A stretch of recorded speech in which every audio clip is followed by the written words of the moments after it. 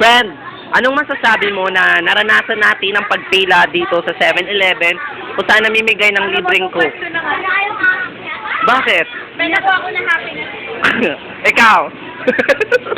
Pag nakainom na ako, nahanap ko na rin ang happiness ko. Instant merienda na po. Sige.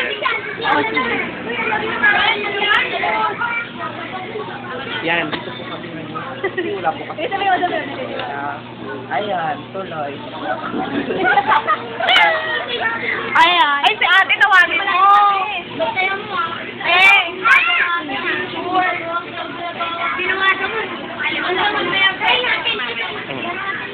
Pwede ba doble-doble? Pwede.